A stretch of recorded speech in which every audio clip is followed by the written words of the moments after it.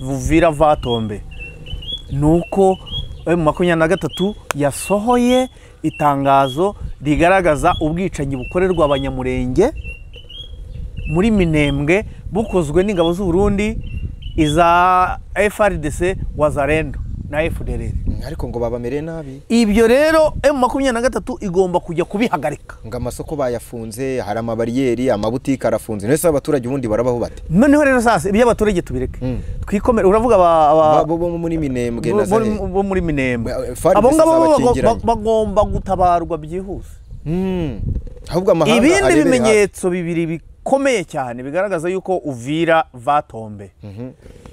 M23 ejo nabonye video y'abana bo muri M23 bifata video bavuga bati Uvira tugiye kuyifata turamanutse bariho baganira n'abandi bagenzi babo bo mu bindi bice. Yo bakoze ari amavideo rero kabakaba. Tugiye kwirukana abaginga b'abarundi, twirukane uwitwa Kisekedi muri Kongo, tumwirukane tumumenesha. Iyo video narayibone ndayifite. Kandi reka mubwire Viate, abarundi iyi ntambara bayisebeyemo iyo bataza kwijandika muri barasebye. Reka nkubwire, never igisirikare cy'u Burundi agicishije amazi kandi cyari gikomeye. Agicishije amazi pe. Ni impamo y'Imana. Yewe buriya gitsimbarayeho.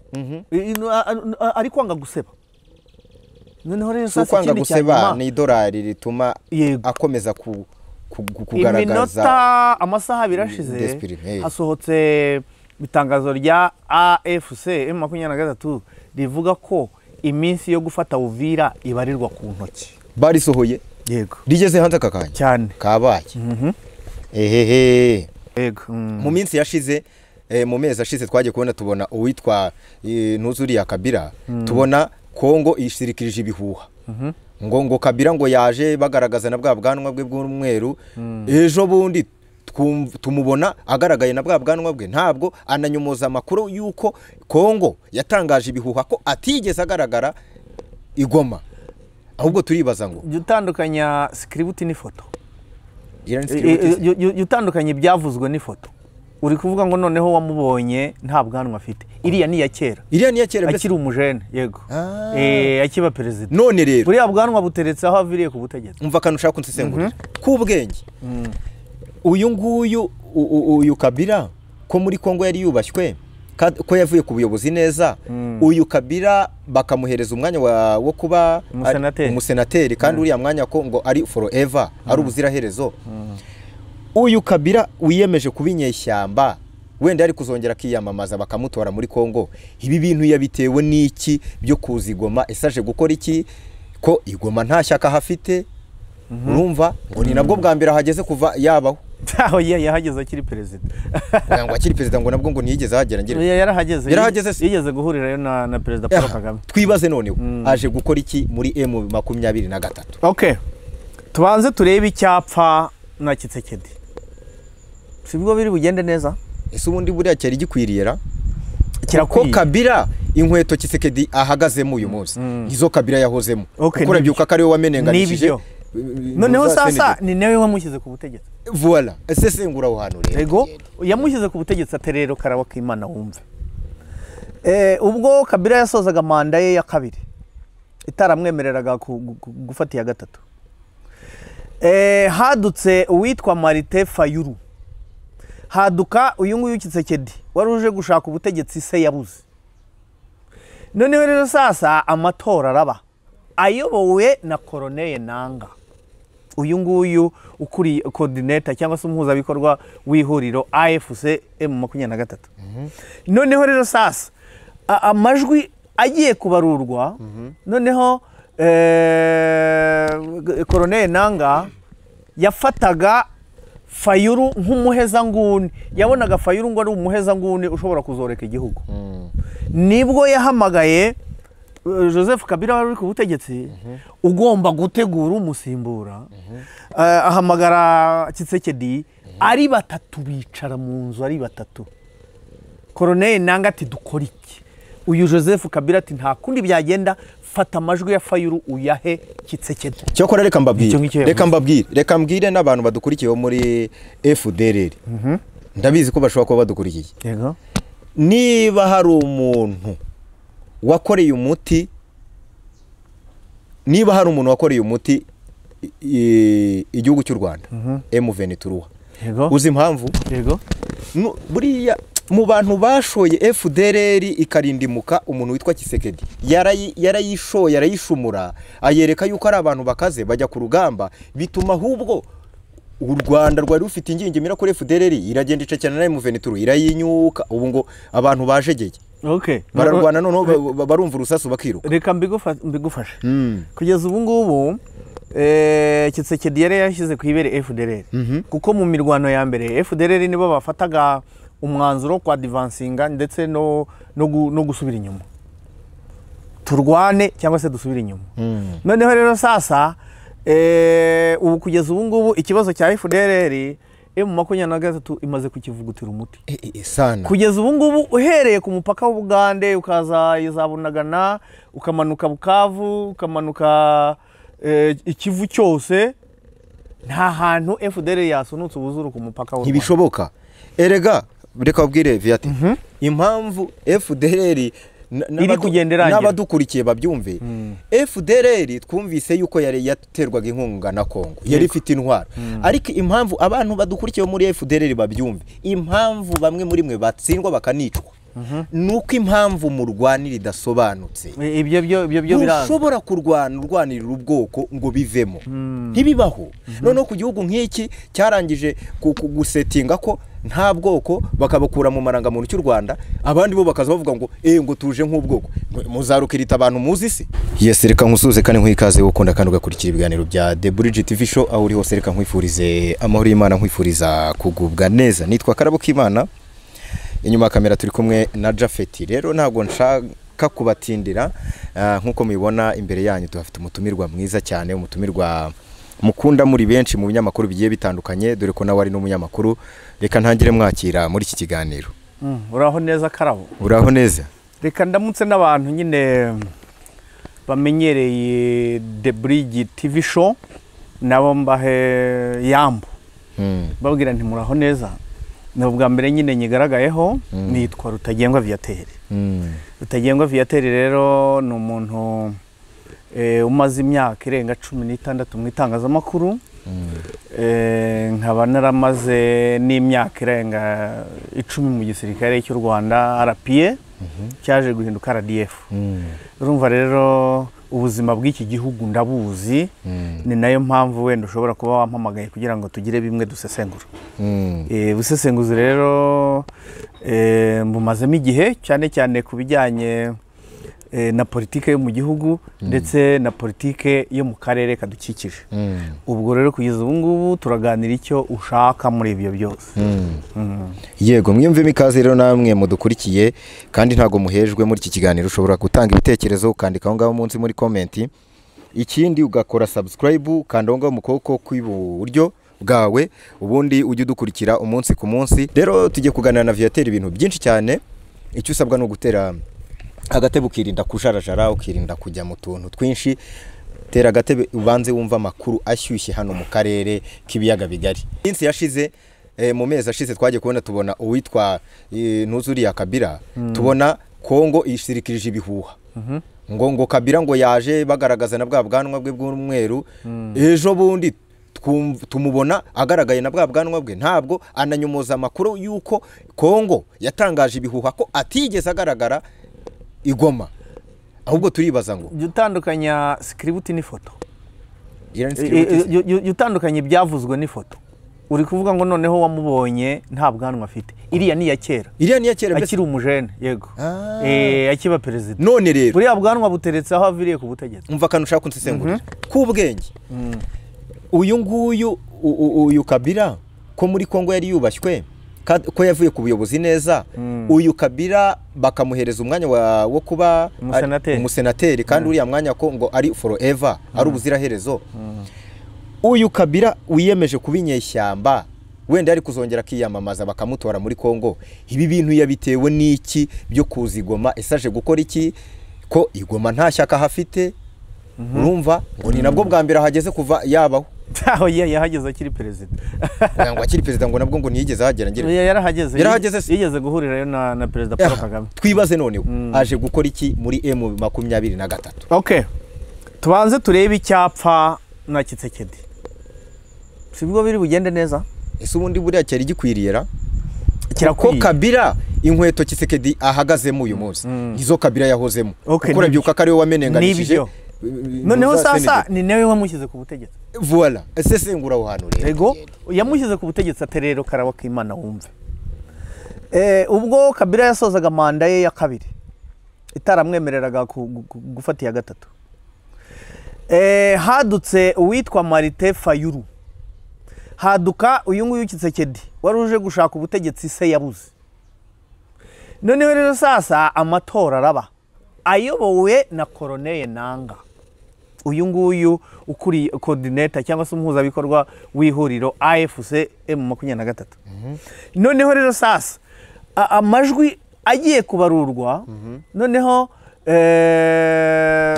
Colonel Nanga yafataga Fayulu nk'umuheza nguni. Yabonaga Fayulu ngo ari umuheza nguni ushobora kuzoreka igihugu. Nibwo yahamagaye Joseph Kabila wari ku butegetsi ugomba gutegura umusimbura. Ahamagara Kitsekedi ari batatu bicara mu nzu ari batatu. Colonel Nanga ati dukora iki? Uyu Joseph Kabila ati nta kundi byagenda, fata amajwi ya Fayulu uyahe Kitsekedi. Kandi Fayulu yari yatsinze. Yari yatsinze. Ese Fayulu ari hehe ubu ngubu? Ari muri Kongo. Ko ntamubona muri bibazo. Ari gukora politique. Ya Kitsekedi. Uragira ngo abishaka iki? Ategereje igihe manda izarangira akaba yakwiyamamaza. Oya, uzi ikintu kirubeho. Fayulu nawe ashobora kuza kwifatanya na M23. Ibyo nta bimenyetso ndabona. Komeze. Noneho rero sasa nguko Joseph Kabila ariwe wahaye Kitsekedi ubutegetsi. Aramubwira ati ariko rero nubwo nguhaye ubutegetsi, kora manda imwe. Jewe icyo gihe nzaba nemerewe kugaruka. Uwo ni Joseph ubwira Kitsekedi. Nimara ngaruke ku butegetsi babyemeranya batyo. Na Fayulu na Kitsekedi na Joseph Kabila. Nuko rero uko Kitsekedi yageze ku butegetsi adatowe, ndetse na manda ya kabiri nabwo ntiyigeze atorwa. Ya manda ya kabiri yari yemeye kazaba yavuyeho, yari ayikomeye, yahise agwatira. Yego, ari azahapfira rero nareba nabi. Iki cyo bapfuye ubwo ari mu yisha amasezerano. Noneho sasa uyu Joseph Kabila itegeko nshinga rimuteganya ko agomba kuba umusenateri ubuzima bwe bwose. Noneho sasa Sena ntabwo yigeze ayijyamo n'umunsi n'umwe. Ahubwo yahise atangaza yuko agiye kwiga muri Afrika y'Epfo. Amaze kugera muri Afrika y'Epfo nibwo Kitsekedi yahise avuga ngo wa wundi yijyanye mu buhungiro. Reka dutangire tumwirukankane. Nibwo batangiye gufatira imitungo ye, nibwo batangiye gufatira abapangayi be, batangira kumushinja intwaro ibiki n'ibiki. Kuko umugabo ageze mu buhungiro mu buryo ataraza. Noneho rero sasa ibyo bamushinja guhura nawe mu 23 Uganda, guhura nawe mu 23 hehe, ibyo ngibyo ntabyo narinzi. Mu minsi ishize nibwo umushinjacyaha mukuru w'urukiko rwa gisirikare yahise yandikira inteko ishinga amategeko umutwe wa Sena imusaba kumukuraho ubudahangarwa kugira ngo igisirikare kimukinagirane mu nkiko. Ku itariki 19 z'uku kwezi komisiyo yari yashyizweho y'abasenateri 40 yaramutumije. Imuha umunsi umwe gusa kuri 20 ngo abe yitabye iyo komisiyo saa 3 za mu gitondo. Bamwandikira ngo turagusabuze dusuzume ubusabe bwo mushinjacyaha mukuru bwo kugukuraho ubudahangarwa kugira ngo ukurikiranwe n'urukiko. None se ubwo barumva ari ikigo gikubye yari kujyayo umunsi umwe gusa. Iyo nama so we wayijyamo? Wenda icyo gihe yajyayo ntabwo yari gufatwa kuko yari atarakurwaho ubudahangarwa. Bakimara kumukuraho yari bari guhita bamufataho. Kereka yamaze gukatirwa n'urukiko. Nawe agomba gusa bari guhita bamufungira amayira ntazo. None nyine nawe nibyo ngubwira siko kumufata se. Noneho rero sasa ya komisiyo yahise iterana iramubura imubuze, bahita bakora umwanzuro bawushyikiriza inteko ishinga amategeko umutwe wa Sena. Abasenateri 80 bose bahise bamutemeraho itaka bemeza yuko akuweho ubudahangarwa. batatu barifata, batanu batora oya. Noneho rero sasa bigisigaye kiri bube muri iki cyumweru nuko inteko ishinga amategeko imitwe yombi igiye guterana bagahita bamukuraho ubudahangarwa. Mu cyumweru gitaha araba yageze imbere y'urukiko rwa gisirikare ari kuburanishwa adahari, kandi ibyo muri Kongo birihuta. Bakuburanisha uyu munsi bugacya bakagukatira. Wigeze kumva umusirikare warindaga perezida warasha aba military police muri Kongo? Yego, ntibwakiye agahita buranishwa, ubu yamaze no kuraswa. Baramwishe? Yego, bya Kongo ntago bitinda. Okay. Noneho rero sasa kugeza ubu ngubu ibyo wambazaga ngo byaravuzwe yuko yari ari muri Kongo, ngo yaciye Kigali agigoma. Jewe nkurikije ubusesenguzi bwanjye nta nduri ivugira ubusa. Kirya gihe yari ahari, ariko nkuko M23 bavuga yuko inkoni ihiri igihe bari bamubitse. Kirya gihe n'ubundi yari ariyo. Reka ubusesenguzi bwanjye mpamya yuko yari ariyo. Nubwo batubwira ko yahasesekaye mu ijoro ry'ejo bundi, bakaba bahakana yuko icyo gihe atari ahari. Basubije BBC ngo abo babivuga mu babaze aho yari aherereye. Ariko ubu noneho kugeza ubu ngubu ari muri Kongo, igihe cyageze bamugaragaje. Wambaza ngo ari arahagana he? Ari kandebe amakuru yasumiraga kugeza ubu ngubu ari mu nzu ye muri residence ye aho bita Katindo. Uwo twavuganaga ejo uriyo yambwiraga ngo ari muri Katindo, arinzwe n'abasirikare, abasore n'inkumi ba Generali Sultani Makenga. Oya yihishe cyane, nibo bamurinze batamugira nka makanya. Noneho rero sasa aho Katindo hari aka video mfite abo basirikare bazengurutse inzu ye bayikoreye uburinzi, nibo bamurinze.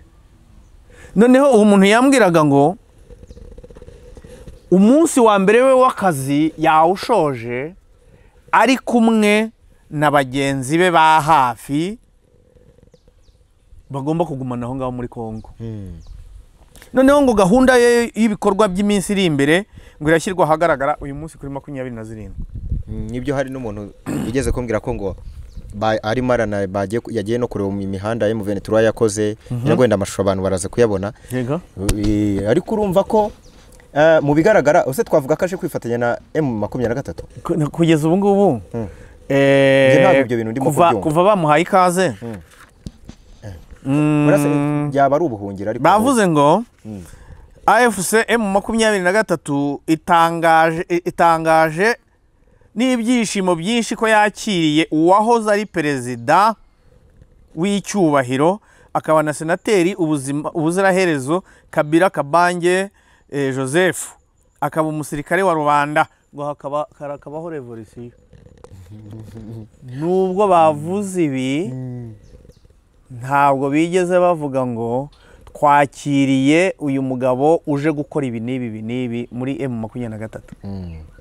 Nawe mu byo yavuze ntabwo yigeze avuga ngo ndaje nje gufasha M23 ibi n'ibi nzayifasha ibi n'ibi. Nkuko yabivuze, yavuze yuko agiye gukemura ibibazo byo mu gihugu cye anyuze mu burasirazuba bw'icyo gihugu. Yego. Na M23 ivuga yuko ari uburenganzira bwe kuba yaza mu gihugu akanyuraho bafite kuko abyemererwa n'itegeko nshinga.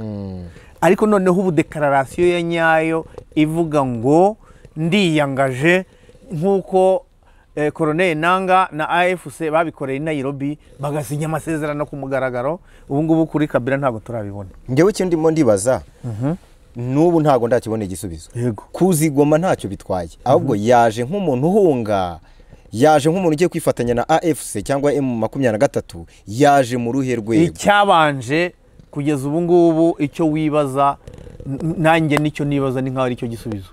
Kugeza ubu ngubu muri M23 nibwo buhungiro bwe. We ntabwo aje ari umucunguzi wa M23, ahubwo M23 nibwo buhungiro bwe. Kankwereke rero kubera impamvu nyigusobanurire. Ubu ejo bundi niba mara kumukatira nawe baramushyiriraho amafaranga yego byanze bikunze impapuro za mandadari zagiyeho sibyo ntabwo zirajyaho kuko ntabwo araburanishwa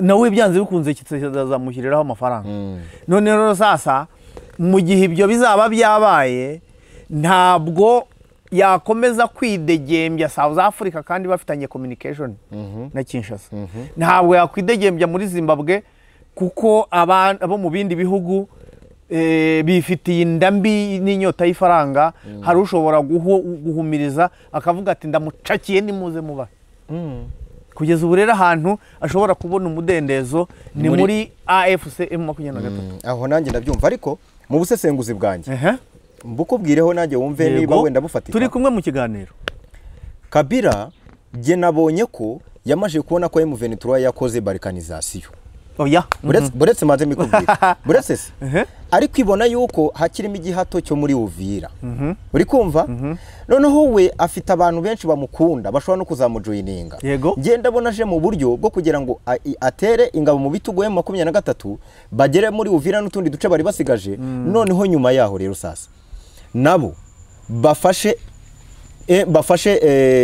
Kabila M23 ifashe Kabila baje muri Kinshasa bakora ubutegetsi bwa Kisekedi noneho mu masezerano bari bugirane kandi uzabyumva mu masezerano nuza Kabila zagirana na M23 nuko bazajyana amasezerano ko Kabila namara kugera ku butegetsi azemerera M23 ko habaho balkanization ako nagashya noneho rero sasa impamvu kugeza ubu ngubu balkanization itabaho ubu ngubu ntibikiri ikibazo cy'abanyamurenge n'impunzi ziri mu Rwanda ushobora kuvuga utese mu 23 n'ibirwanirira bene wabo baheze mu bihugu barimo nk'u Rwanda Burundi na hehe hose ko igice bakomokamo cyamaze kuboneka kuki badataha ubu ngubu rero byarahindutse ntabwo bikiri ibya murenge gusa n'ikinyarwanda gusa kubera yuko harimo Colonel Nanga harimo Bertrand Bisimwa noneho sasa na Joseph Kabila raje wo muri Katanga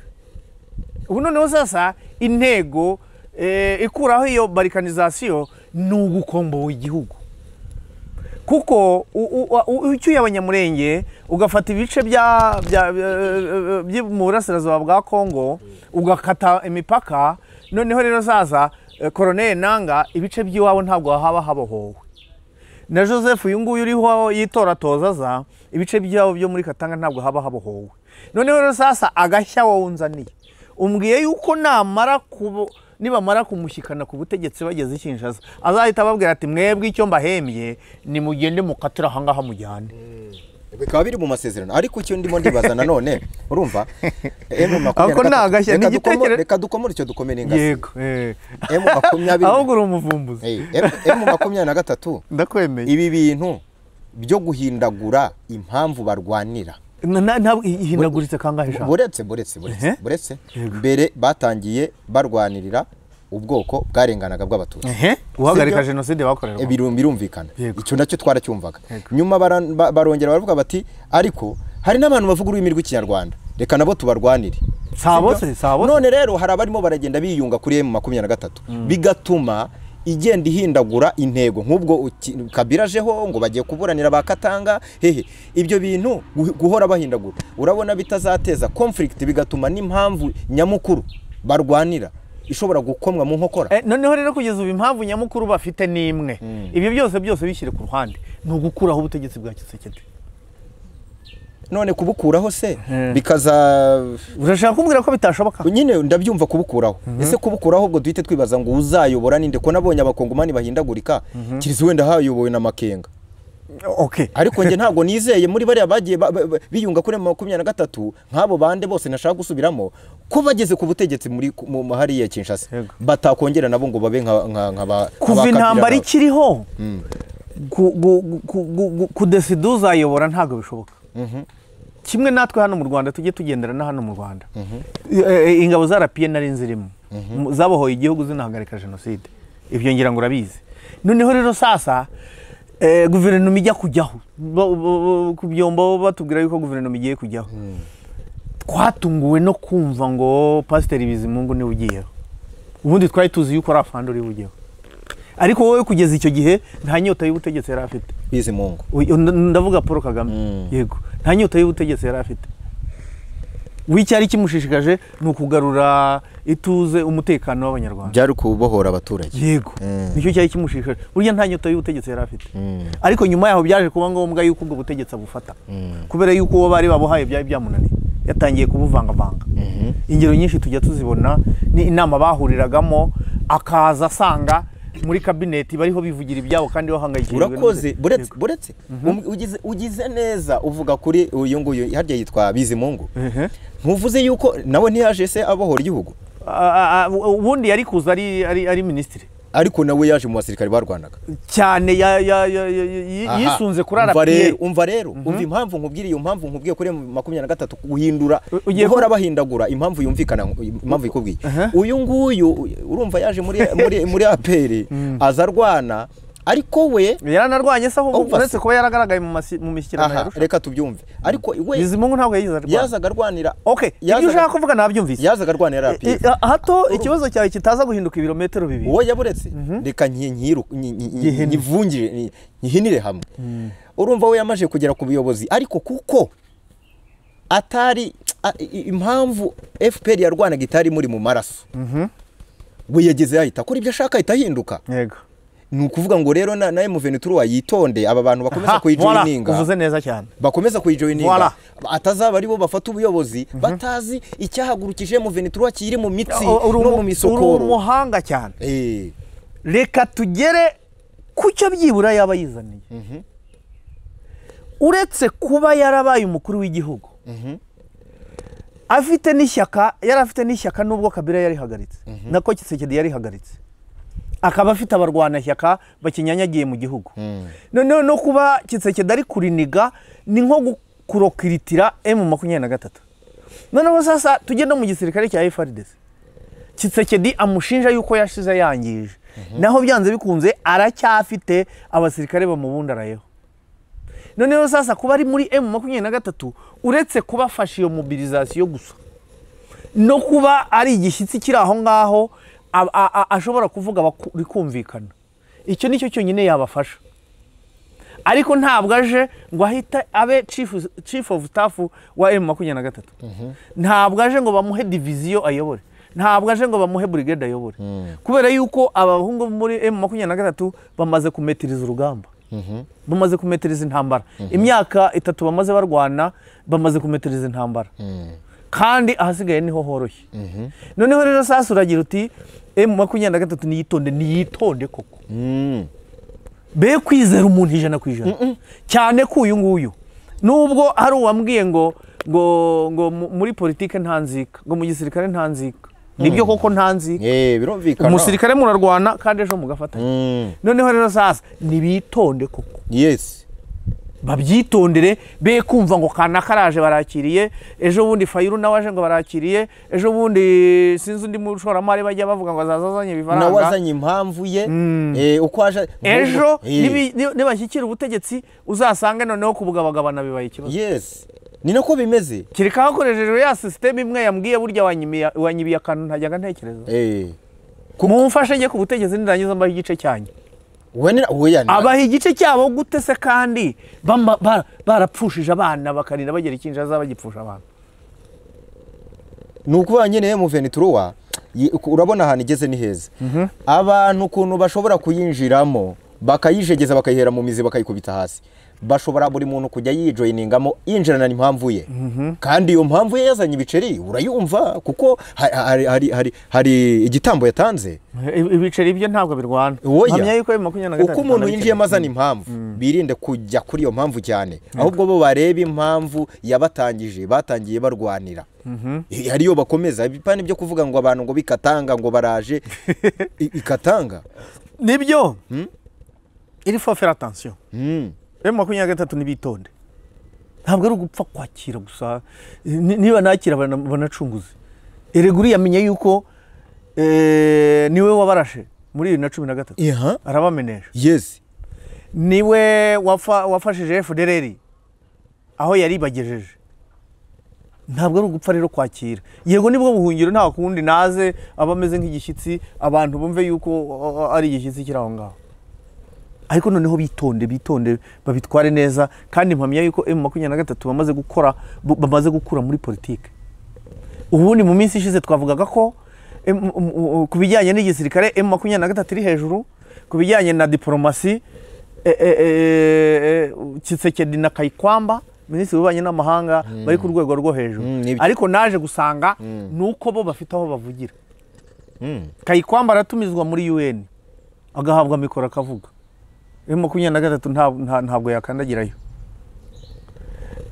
Tshisekedi arazunguruka aho hose mu Babirigi naye hose. Ariko reka nkubwire sindi umuhanga cyane muri politike, ariko Kayikwamba buriya Tshisekedi mu bantu yitonda azitondere Kayikwamba. Kubera iki? Kayikwamba ngewe ndabibabwiye mushaka kuzituruva rimwe mubona yatengushye Tshisekedi. Yego. Uyu Kayikwamba M23 yirengagiza impamvu irwanira rayisi.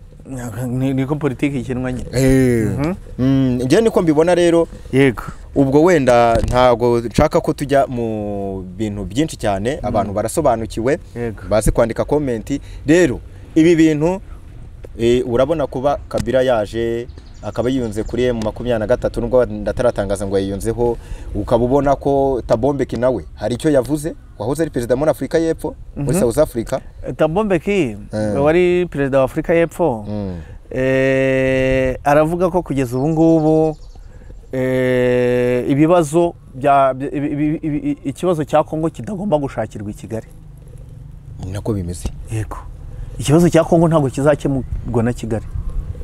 Ni nko kubwabwira ngo mwebwe abanyekongo mwirirwa muri Rwanda, muravuga u Rwanda na Kongo barahurira Washington kugeza ubu nigezweho. Ariko ikibazo kiri hagati ya Kongo na M23 ntabwo ari u Rwanda. Nicyo ngiyo Tabombeki yavuze.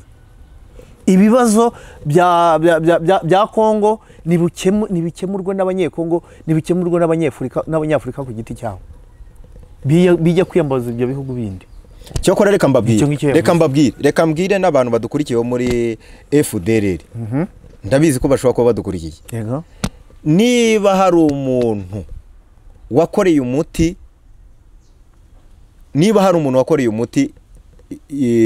igihugu cy'u Rwanda, M23. Yego. Uzi impamvu? Yego. Buriya mu bantu bashoye FDLR ikarindimuka umuntu witwa Tshisekedi yarayishoye yarayishumura, ayereka yuko ari abantu bakaze bajya ku rugamba, bituma ahubwo u Rwanda rwari rufite ingingimira kuri FDLR iragenda icecana na M23 irayinyuka. Ubu ngo abantu bajegeye. Okay. Bararwana none barumva urusasu bakiruka. Reka mbigufashe. Kugeza ubu ngubu Tshisekedi yari yashyize ku ibere FDLR kuko mu mirwano ya mbere FDLR nibo bafataga umwanzuro kwa advancinga ndetse no gusubira inyuma, turwane cyangwa se dusubira inyuma. Noneho rero sasa ubu kugeza ubu ngubu ikibazo cya FDLR M23 imaze kukivugutira umuti sana. Kugeza ubu ngubu uhereye ku mupaka w'Ubugande ukaza izabunagana ukamanuka Bukavu ukamanuka Ikivu cyose, nta hantu FDLR yasunutse ubuzuru ku mupaka w'u Rwanda. Ntibishoboka. Erega reka babwire Viate impamvu FDLR n'abadukurikiye babyumve. FDLR twumvise yuko yari yaterwaga inkunga na Kongo, yari ifite intwaro. Ariko impamvu abantu badukurikiye muri FDLR babyumve, impamvu bamwe muri mwe batsindwa bakanicwa, nuko impamvu mu rwanira idasobanutse. Ibyo biranze. Ushobora kurwanirira ubwoko ngo bivemo, ntibibaho. Noneho ku gihugu nk'iki cyarangije gusetinga ko nta bwoko, bakabakura mu marangamuntu cy'u Rwanda, abandi bo bakaza bavuga ngo ngo tuje nk'ubwoko. Muzarukirita abantu muzi se? Muzarukirita abantu muzi, muzabamenya. Urabona Dr. Barinda igihe bazanaga kwerera yatubwiye ko FDLR bagiye kuyitoratora bakayizana mu Rwanda aho yamenenganiye ngo mu mashyamba. None ejo bundi kuri stade ya hariya muri Opekuzi cyangwa se operation yabaye, bafashe FDLR bafata Wazalendo bafata FRDC bafata n'abandi bita ngo ni wajyambazi, ubwo nabajura n'abandi bakora ibikorwa abajyambasi n'abantu babi. Yego. Noneho rero sasa batubwiye ko FDLR bagiye kubatuzanira bakabazana mu Rwanda. kandi bamaze kutwoherereza abaturage bari baragoswe na FRDC benshi cyane, bamaze 2,000 bimaze kuza ntababonye. yego, noneho sasa bariya bari baragoswe, FDLR idashaka ko bataha ngo bayiveho, kuko bariya abaturage barahinga ikarya, yashaka abana ijyana mu gisirikare ikaba ariho ibakura, bashaka abagore bo gukemuza ibibazo byabo bya gishenzi ikaba ariho ibakura muri FDLR. noneho rero sasa impamvu bariya abaturage baje kubwira, ariko ngo FDLR ngo bakundaga kurongora cyane, niyo mpamvu badatsinda. Sinzi niba ariyo mpamvu, ngaho bageze barwana bakabona umugore ngo barabanza bagaparika. iyo warongoye mu mirwano urapfa. Iyo wafashe ku ngufu mu mirwano cyangwa se ukanahohotera ukica umuntu urubozo umuziza ubusa urapfa. Yego. Noneho rero sasa ubu ngubu FDLR imaze kwihinda bayikinagije, aba baturage yarigose nibwo baje igihiririba bamaze kugera mu Rwanda ari 2,000. Ese hari abaturage abantu banabyumve, nuvuga ngo hari abaturage b'abanyarwanda batari abasirikare bo bumvaga bataha, ariko FDLR yarabagoteyemo hagati. Ugerageje yicwa, bapfaga kumumenya ngo akeneye gutaha gusa agahita apfa. Mbega bagiye bica abantu benshi ku buryo abandi bavuze bataho kugira ngo dupfe, reka twemere tugume hano badukoresha icyo bashaka. Nuko byari bimeze. Noneho rero sasa ubu ngubu FDLR yaramenyeshejwe, niyo mpamvu abaturage baje. Ubu bari mu nkambi ya hariya, niba ari Kijote niba ari hehe, bazahamara ibyumweru 2 bahabwa amafaranga batahe. Amafaranga bazahabwa urayazi? Umuntu mukuru ni amadolari 148. Yose umwana muto nawe bazamuha amafaranga 133. aya maziki. Noneho sasa umugore n'umugabo ubwo sa amadolari 280 na niba mufite abana 3 na mafaranga umuryango uzahacyura hafi miliyoni yose. Bageze ku nzozi, bageze i Kanani, bageze i Yerusalemu. Yego. Viate reka rero tugire gutya tugane ku musozo, ariko ntago twakurikura wenda utagize icyo wongeraho, nawe urabizi ibyo ukoresha ibiganiro, hari uburyo umuntu acutse ikiganiro, uburyo twagisoza, hari message biri principal. Yego. Vuga utingiye niyo mupfundikizo w'ikiganiro. Message iri principal kugeza ubu ngubu bigaragara ko inkuru zicicikana n'ebyiri, iyo ya Kabila ndetse n'ifatwa rya Uvira abantu barayitegereje cyane.